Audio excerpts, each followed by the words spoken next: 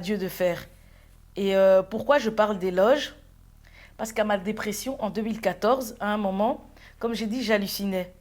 Et je me suis retrouvée dans ma salle de bain. J'hallucinais, moi j'avais de voix audible et visuelle. Avec, à un moment, je me retrouve dans ma salle de bain avec plusieurs membres de la famille de Fabrice qui m'entouraient, vêtus d'un long vêtement avec une cape noire. Ils étaient en cape noire. Plus tard, dans les différentes vidéos que j'ai pu voir quand j'étais après sa mort, j'ai pu apprendre que ça symbolisait la mort, les capes noires, et que les personnes revêtues de la sorte faisaient partie des loges. Ah, ok. C'est dans ce sens-là que je parle des loges, tu vois. Alors, comme je dis toujours, si Dieu a permis à Satan d'être Satan, plus à l'arbre du bien et du mal d'être là, je ne peux les juger quant au fait de fréquenter des loges. Ça ne me regarde pas. Je ne peux les juger. C'est leur droit et je le respecte. Mais ils n'ont rien à faire dans ma salle de bain. Alors là, ça c'est sûr. Clairement. Ils n'ont rien à faire dans ma salle de bain et encore moins de dresser un hôtel s'il y a eu lieu. Si ce tribunal, c'est un hôtel et donc un sacrifice de mon mari, de dresser un hôtel qui renverse mon foyer, ma maison. Quoi? Parce qu'ils ont fait des accords avec les membres de ma famille. Si ma famille me considère comme un animal, comme un mouton, moi, je suis la fille du Dieu vivant. Tout à fait. Tu vois? Tout à fait. Et pendant ma dépression, comme je disais, avec ces hallucinations et tout ça, audibles et visuelles, visuelles, elles étaient extrêmement fortes. Hein. Ça a duré 1 mois et demi. Hein. Et d'ailleurs, le médecin avait dit que peut-être j'allais prendre des médicaments à vie. Ah, oui. J'allais prendre des médicaments à vie par rapport à ça. Mais c'était ma deuxième et dernière dépression jusqu'aujourd'hui. Tu vois.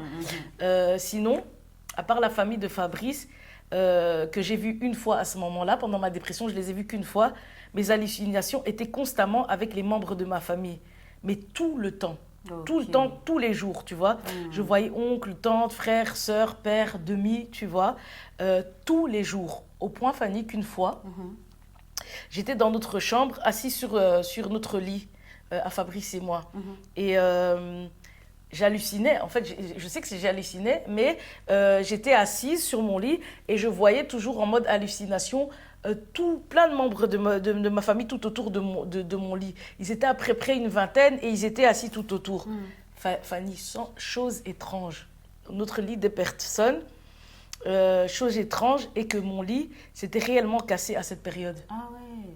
Mais pourtant, j'hallucine. Et de toute façon, j'hallucine vraiment parce qu'il n'y a pas 20 personnes qui vont s'asseoir autour du lit. Mon lit s'est cassé à cette période. Et est-ce à ce moment-là? Je ne sais pas, mais avec tout ce qui m'est arrivé, avec tout ce qui m'est arrivé et que je subis encore aujourd'hui, sincèrement, Fanny, je n'ai pas le luxe de ne pas croire en tout ce qui est invisible. Surtout que de là, j'ai perdu et mon mari et notre enfant. Oui. Tu vois?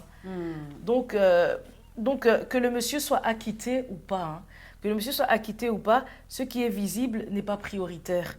Ce que j'attends, c'est d'annuler toute la logique spirituelle établie au travers de nos états de poisson, que j'ai changé en lion. J'ai refait toute notre histoire. J'ai fait 42, je ne sais pas si on est dans la 41e épisode. Donc si avec ça, je ne renverse pas des hôtels, voilà, tu vois. Et je pars du principe, Fanny, que Dieu peut tout. Et je veux qu'il me réponde par des signes. Avec un autre hôtel, cet arbre de vie que j'ai mis en place, comme au temps d'Élie. Et que leur hôtel soit renversé. Vu que ça tenait par nos émotions.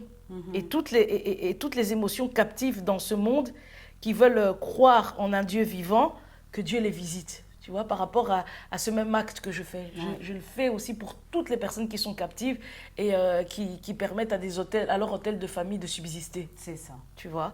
Et Christ a été offert pour tous. Ce n'est pas seulement mon histoire, mais Dieu dit à tous ceux qui l'ont reçu, il a donné le pouvoir de devenir enfant de Dieu. Amen. Amen.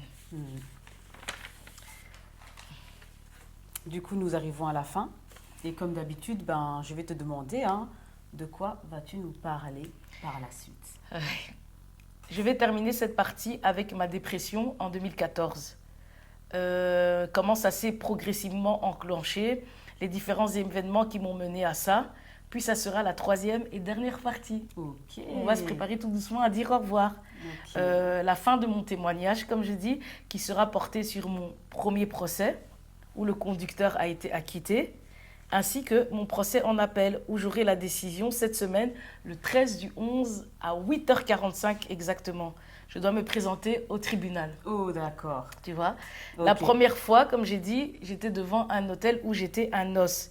Et maintenant, quand j'irai, le but est le suivant. Tu te rappelles la phrase quand Adam voit Ève, il dit « Et voici, cette fois-ci, celle qui est l'os de mes os La chair de ma chair. et la chair de ma chair. Hmm. Fanny, j'ai obéi. Et ici, on souligne que l'os et la chair ne doivent plus être issus d'une pensée liée aux origines, mais à l'os de ses os. Je me considère donc de la nouvelle version de Fabrice. Et la chair de sa chair, donc, de toute cette version que j'ai donnée de lui. C'est comme si j'invite à Dieu, je suis en train de créer l'hologramme de Fabrice. Tu vois? Yes. Et en même temps, comme je dis que j'invite d'autres membres, parce que l'arbre, c'est une descendance d'autres membres, une nouvelle descendance. Et j'espère que voilà, nos vues vont exploser. Ça, je demande. Nos vues vont exploser pour toucher plein d'âmes, parce qu'il a dit que la descendance de la promesse est aussi nombreuse que le sable de la mer. Tu vois, et il dit le sang de la nouvelle alliance qui a été versé pour beaucoup. Tu vois, et donc des décrets de vie où je souhaite qu'ils soient lavés, reconnus, entendus. Et pourquoi pas, moi j'ai dit je ne limite pas Dieu, la résurrection. Ouais. Nous en fait, et même dans notre cas ici, en tant que personne liée à nos familles, on est mort. Tu te rappelles, tu connais l'histoire d'Adam et Ève. Quand on lui dit le jour où tu croqueras la pomme, qu'est-ce que Dieu lui dit? C'est quoi la sentence? Je ne me rappelle plus de la place. Il lui dit, le jour où tu mourras, tu en mangeras du fruit de la connaissance du bien et du mal, tu mourras. Ah oui. Et le diable, quand il vient, Adam et Ève lui disent, mais on ne peut pas manger. Si le jour où on en mangera, on mourra. Et le diable lui dit, certainement, tu ne mourras pas. Certainement, tu ne mourras pas. Qui a menti? Parce qu'après, ils ne sont pas morts. Oui. En fait, il parlait de deux postures différentes. Jésus parlait de la mort spirituelle, nos problèmes émotionnels. En fait, tous ces propres blessures d'abus, spirituellement, en fait, on est mort. Et lui, il dit, tu ne mourras pas. Le diable n'a pas menti non plus, mais il parlait de la mort physique. Là où Dieu parlait de la mort spirituelle. Et regarde, à partir du moment où elle a une relation sexuelle déjà, quand elle accouche, elle a la douleur. Ce sont des choses, des symptômes qui rentrent. Quand tu perds un fils, tué par ton autre fils, tu deviens comment en tant que mère? Ah, mais tu deviens folle, hein? Voilà, Ah tu oui, vois. oui, Et donc, oui. Dieu parlait de cette mort spirituelle, tu vois. Il parlait de cette mort spirituelle et Satan a réussi à les faire entrer dans une logique, dans des traditions où, en fait, la loi de ce monde marche avec le sacrifice du sang. Le bien, les personnes qui sont dans le bien au service du mal, c'est comme ça que cette génération peut continuer. Oui. Et comme je dis, le premier procès, c'était la mort et le séjour des morts. L'arbre, bien et mal, c'était la condition d'effacer, le 3% de Fabrice. Son vol d'étoiles, plus la manière où j'ai voulu être gommée par les proches. Tu vois, au moment du procès, j'accepte en fait d'être vue comme un os, d'être méprisée, on balade là et là, j'accepte que ma soeur vient s'installer et tout ça. C'est un choix, tu vois. Comme j'ai dit, nos émotions sont des signatures. C'est un choix parce que j'ai des émotions vulnérables. Et tout ça, voilà, je suis dans cette condition-là dans le premier procès. C'était, comme j'ai dit, c'était le coup de grâce. Le pacte, quand j'étais dans cette situation-là au premier procès, c'est le pacte que j'ai signé en redevenant l'os officiel dont ma chair est liée à mes origines, mes émotions, comme j'avais dit, basses, qui sont calculées et contrôlées. Tu as vu le somnambulisme, les images qu'on me montre, les cérémonies, tout ça. Oui. Voilà, je suis l'os et la chair de leur clan. Oui, oui, oui. À ce Tu vois? moment-là. C'est pour ça que le mariage, c'est pour ça que le mariage de sa cousine était pour induire l'annulation spirituelle de notre mariage. Tu vois, et tu te rappelles le moment où il avait mis le pull où on a écrit Kevin avec un E. Ouais. Et Kevin, ça représente aussi, en fait, il y a le mariage.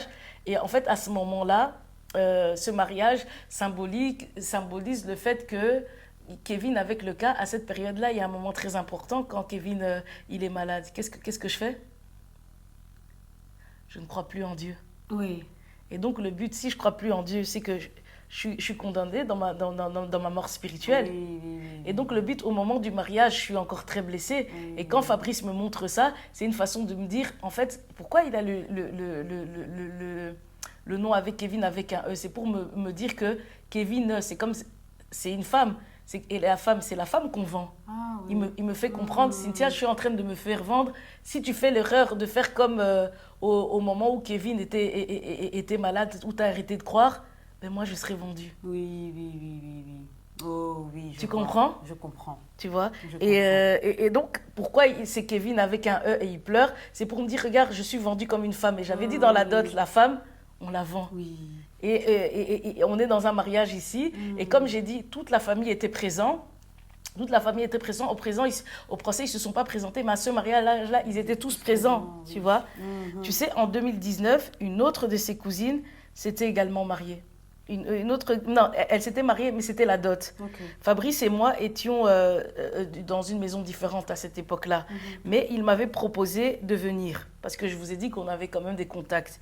Mais je lui avais dit que, et en soi, la cousine en question, même si Fabrice habitait chez lui, on s'entendait super bien. Donc elle venait souvent chez nous voir et tout ça et tout, voir les enfants et tout ça et tout. Ok. Et même il y a une période où elle avait eu des soucis avec sa mère et elle avait dormi chez moi. Donc moi, en fait, en soi, à part dans la période du deuil, j'ai jamais eu de soucis avec la famille de Fabrice. Il y a toujours eu une belle entente, tu vois. Oui, oui, oui. Et comme j'ai dit, il m'avait proposé de venir, mais je lui avais dit que c'était à sa cousine à m'inviter à sa dot à cette époque. Pareil, tu te souviens que quand il y a eu le mariage là où j'ai fait le rêve, qu'est-ce que la tante m'avait dit pour les enfants et tout ça? Il n'y avait pas d'invitation, il n'y avait pas de place, tu vois? Cette cousine-là, à l'époque de sa dot, elle m'avait dit la même chose. Elle m'avait dit, oh, je t'ai pas invitée. Et pourtant, on se voyait régulièrement et tout ça. Elle m'a dit, je t'ai pas invitée parce qu'il n'y avait pas de place. J'avais trouvé ça étrange parce que ma seule présence, j'avais dit à Fabrice, donc quand j'allais venir là, j'allais mettre sa fête en sold out. C'est vrai. Tu vois, en sold out. Et quand elle s'est mariée, là, j'ai été invitée parce que il y avait un moment, elle avait demandé de l'argent à prêter et je lui ai prêté cet argent. Je lui ai prêté cet argent, mais c'est pour ça que le grand mariage, j'ai pu être invitée. Ah oui. Parce que je l'avais prêté, mais je pense, et en soi, j'avais fait un rêve où j'avais rêvé que Fabrice, il me disait qu'on lui avait volé son étoile. Et il parlait de cette personne en question. Ok. Et c'est d'elle qu'il s'agissait quand j'ai fait le rêve du vol d'étoiles. Ok. Et est-ce que j'avais été invitée par rapport à notre union? Parce que au travers de la... Je vous dis, l'argent, c'est une énergie. En fait, l'argent, c'est une énergie. Quand ils récupèrent l'or, qu'est-ce qui se passe? Ils font des dieux... un dieu égyptien. Et toute cette génération, qu'est-ce qui va se passer? Tu sais? Elle va mourir au désert. Oui, oui, oui. Elle va On mourir, passer elle va dans mourir Canada. en désert. Et comme j'ai dit, chacun mange le pain, l'animal de son clan. Tu vois? Regarde ici. Israël, ils récupèrent l'argent, ils sont toujours esclaves. Fabrice prend des décisions de poisson. Donc, il est toujours un enfant, toujours un esclave et tout ça et tout. Il finit par mourir. Et donc, pour moi, vu que j'associe ça au rêve, au moment où, en fait, je lui prête de l'argent, c'est comme si, en fait, je fais un accord. Oh oui. Tu vois, pour moi, l'argent représente ça. J'ai été invitée, je fais un accord. Et en fait, à ce moment-là, moi et Fabrice, on est à ce mariage-là. C'est une façon de dire et tout. Comme on a dit, ça doit profiter au clan et ceux qui sont initiés et qui y participent bien. Donc, c'est comme si, à ce moment-là, je ne suis pas présente. Enfin, les autres fêtes, je ne suis pas présente, mais ce moment-là, je suis présente. C'est comme si, symboliquement, à cette fête-là, on a transféré notre union. Oh oui. tu vois. Mm.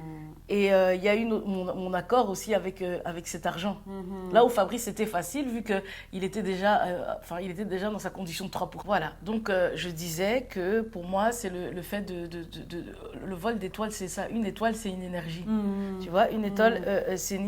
c'est une énergie. Et il faut aussi savoir que, voilà, comme elle venait régulièrement, tu sais que elle m'avait expliqué que elle avait des difficultés à mettre au monde.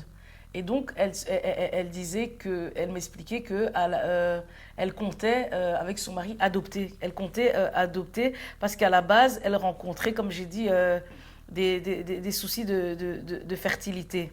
Et par rapport à ça, je me dis, si je m'appuie encore sur le vol d'étoiles, moi je ne suis pas là, je m'appuie sur les vols d'étoiles parce que ce que j'ai vécu dans ma vie, c'est tellement horrible. Et si en fait je ne le sors pas, c'est moi qui vais en psychiatrie. On a parlé de trucs de psychiatrie, il y a tellement de choses folles. Et donc quand elle vient me parler de ça, elle me parle de ça, moi je crois que c'est un truc anodine, mais peut-être quand elle me parle de fécondation et tout, des trucs comme ça, elle vient faire un pacte avec moi que voilà, je ne comprends pas. Et il faut savoir que donc elle n'a pas fini par adopter, mais la naissance de son enfant date de son premier enfant date de notre séparation, de notre séparation avec Fabrice. Quand il quitte la maison du jour de lendemain, pendant la période où voilà, elle a son enfant, Fabrice et moi, on est en séparation. Ok. Est-ce que quand il veut dire vol d'étoiles, ça fait référence à ça, à son mariage, à ses enfants? Parce que voilà, comme j'ai dit, chacun prend de son clan. Et ses enfants qu'elle a après, les enfants qu'elle a après, datent aussi de la même période de ma fausse couche. Oh oui. Donc, quand il me parle de ça, donc moi, je dis tout ça parce que les décrets, ils ne vont pas s'annuler tout seuls. On dit, vous connaîtrez la vérité, La vérité vous affranchira. il vous affranchira. Donc, il faut parler. Et donc, Dieu dit, celui qui aura honte de moi, j'aurai honte de lui. Et donc, et comme en plus en lingala, on dit Nazo Saka, tu vois, il faut parler. Mais les gens, ils aiment bien parler dans le sens où ils disent du mal, ils lancent des malédictions. Quand tu vas dire des malédictions et du mal, la personne, elle va tomber. Mais après, est-ce que ça va te sortir de ton état émotionnel? Est-ce que ça va te guérir? Il ne faut pas perdre du temps dans des choses comme ça. Il faut vraiment, en fait, dire les vérités qui vous emprisonnent, vous. Pas perdre du temps. Souvent, il y a des gens qui disent, ah, ce sorcier-là, j'espère qu'il va mourir, qu'il va aller à la tombe. Non, tu vois. Et comme je disais, une énergie peut alimenter beaucoup de personnes. Comme un pain qui peut être rompu et donné à plusieurs, tu vois. Moi, je parle de tout comme ça, afin, comme je dis, de continuer à annuler les condamnations qui se sont mis les hôtels qui se sont mis dans ma famille. Et cette période-là et tout, à son mariage aussi, il y avait l'oncle en fait, on dirait qu'il avait les projets de se remettre avec cette femme et tout ça. La manière dont il s'est énervé par rapport à quand j'ai rendu la dot, c'était quoi? Est-ce que quand j'ai rendu la dot, ça permettait de faire sa transaction? Quand tu vois que, allez, son fils est né à la même période que Fabrice, son aîné, on parle de cette situation, on dirait que voilà, et c'est chez lui qu'on vit, on dirait que il voulait s'approprier aussi la vie de Fabrice, et tout le monde prend un peu quelque chose, quoi. Ouais. Et donc, et il faut dire aussi que par rapport à cette cousine est dans la sympathie, mais pas dans l'empathie. C'est elle qui m'a dit que son père avait dit, on va voir comment Cynthia va faire. En même temps, elle me disait ça en ayant un rôle neutre. Elle m'avait dit que en ayant un autre, on va voir comment Cynthia va faire avec ses enfants. Si tu me dis un truc comme ça, c'est que quelque part, tu le penses aussi. Ouais. Tu vois, c'est des choses qui font mal. Bon, Et ça, on te dit ça après la mort de Fabrice. voilà, tu vois. Elle me dit ça, elle me préserve pas. C'est comme si elle me fait comprendre que on est... je suis neutre et tout ça et tout. Je mets l'église au milieu du village. Mais elle m'avait dit que du côté de sa mère, ils avaient donné une enveloppe à peu près de 2 à 3 000 euros. Qu'elle a donné cette enveloppe, elle le donnera à son père. Et après, des membres de la famille avaient rajouté 200-300 euros, mais les 300 euros, là, elle me l'a donné, tu vois. Là, elle me les a donnés, alors que pourtant, c'est moi la veuve. Et il faut savoir que quand Fabrice est parti, il y a eu un trou. Surtout que, comme il était endetté, et je disais, il n'a pas eu le temps de reconnaître les derniers. Donc, financièrement, c'était compliqué. Bien Ici, sûr. on est toujours en date de procès. Question indemnité, j'ai toujours rien, tu vois. Et Et tout ça, tout ça, tu vois, elle donne ça, les 200 euros, ça, elle me les donne, mais les 3000, elle donne à son père, tu vois, qu'il est... et elle aussi était dans le discours de la tante sorcière. Elle me disait, telle de ses tantes était sorcière. C'est pour ça que, ouais, elles sont, et c'est pour ça que je pointe l'attitude clanique, tu vois, où je disais que avec de mon côté et du côté de famille, on a affaire à le même genre de famille. Ils sont toujours à se critiquer les uns avec les autres, tu vois. Tout ce truc, on dirait que en fait, faire endommager ton cerveau. Elle me dit ça à une période où j'ai perdu mes enfants, tu vois. On dirait en fait ce pacte, enfin, où elle veut m'anéantir émotionnellement, tu vois. Et donc voilà. L'autre oncle aussi, il y avait un autre oncle, pas celui-là, mais un autre, on avait dit qu'il y avait... les personnes du travail de Fabrice avaient fait des cotisations, une enveloppe pour moi. Okay. Il aurait aussi mangé cette enveloppe, tu vois. C'est le même oncle qui, à l'époque, qui était avec sa femme, là, ils ont fini par se séparer. Oui. Sa femme qui avait critiqué, tout ça, ils ont fini par se séparer. Mais encore une fois, moi, le problème n'est pas au niveau de l'argent. C'est quand il prend ça.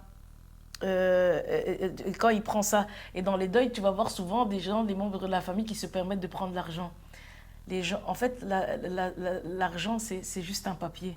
C'est l'énergie qu'on prend derrière. Oui. Qu'est-ce qu'il prend à ce moment-là? Quand il prend ça et tout ça, et tous les gens, et j'ai dit que les moments importants, les naissances, les mariages et tout ça, qu'est-ce qu'il prend au moment du deuil? C'est pas quelque chose d'indonnable. Et le but, quand tu entends ça, le choc que tu mets, en fait, tu vas cautionner un truc qu'il est venu te prendre à ton insu.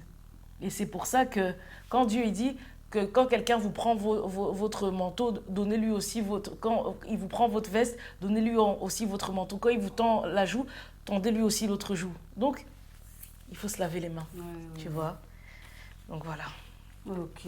Et alors, parler de résurrection, ça paraît fou, non? Ça paraît fou, mais regarde, on est dans la vie, tu sais, un jour, la période du deuil et tout ça, donc...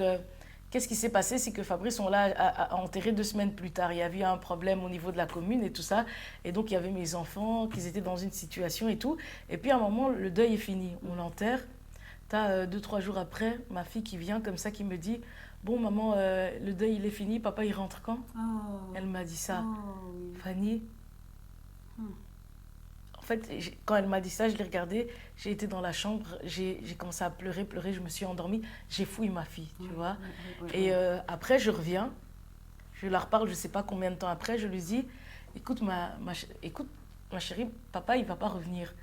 Et je dis, mais si Dieu veut, il est le Dieu de la résurrection. Si Dieu veut le faire revenir, il va le faire revenir. Mais s'il ne le veut pas, papa ne reviendra pas.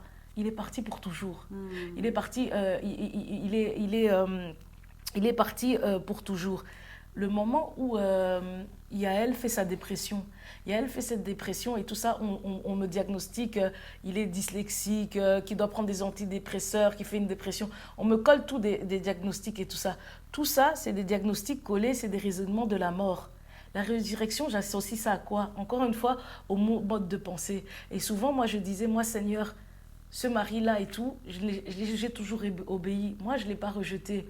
J'ai pas demandé à ce qu'il meure et tout, des trucs comme ça. Cette société est tournée vers une pensée tournée vers la mort, mais toi, tu dis que tu es vivant, tu as la vie et tout, des trucs comme ça. Tu sais que c'est des pensées de vie, c'est des pensées de résurrection.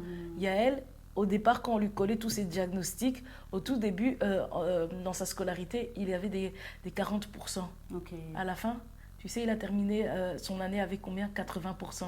Et jusqu'aujourd'hui, depuis le décès de Fabrice, jusqu'aujourd'hui, mon fils n'a jamais doublé. Alors que les gens qui sont dans un raisonnement de mort, en fait, il y a une logique qui fait qu'on a des pensées, la mort fait partie de la vie et tout ça, alors que les deux arbres ne peuvent pas être là en même temps. Et la résurrection, la vie, c'est des façons de penser où tu mets Dieu à l'épreuve comme ça. Aujourd'hui, mon fils...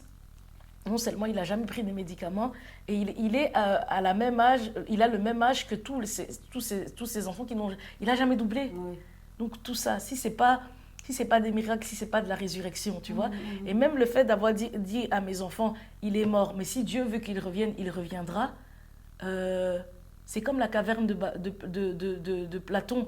En fait, on regarde, nous, à la mort physique. Mais Dieu peut beaucoup. Bien sûr.